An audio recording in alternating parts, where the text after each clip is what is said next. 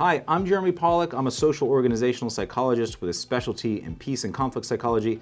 A baseline conflict really results from the perception that one's needs, goals, values are impeded or threatened. So if one feels like their fundamental needs or their goals or their values are being impeded or threatened, they are by definition in a baseline conflict. And when slowing down your speech, you want to slow it down enough so you can really enunciate your words. You can hear yourself articulating your words very clearly. The more you start to feel someone else's agitation, and if you start to feel defensive, probably you're going to have to balance that out internally by taking your own speech a little bit slower and a little bit down in tone and volume. Someone's bringing you an issue, and what you first want to do is just repeat back the issue that they brought to you. So you're just helping them feel heard here, and you're making sure that you actually heard what they said correctly or accurately. So you might say, okay, I understand. So you want a refund on that fee because it's something you didn't expect. Does that sound right? It might be really, really simple like that. Okay, so here's what it might sound like. Here's what I came up with. Oh no, so you haven't been able to get through to the unemployment office and there's no word back in your application. I'm so sorry you're dealing with this. How frustrating. We absolutely care about you and all of our citizens. I'm on your team and I'm gonna figure this out with you. And if I need them to align with me, if I need them to understand what's going on my side, I don't always have to do this, but if I do want them to understand what's going on our side,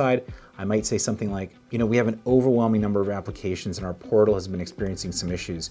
It's very frustrating for us as well to see how difficult this has been for people like you. I hope you can bear with us.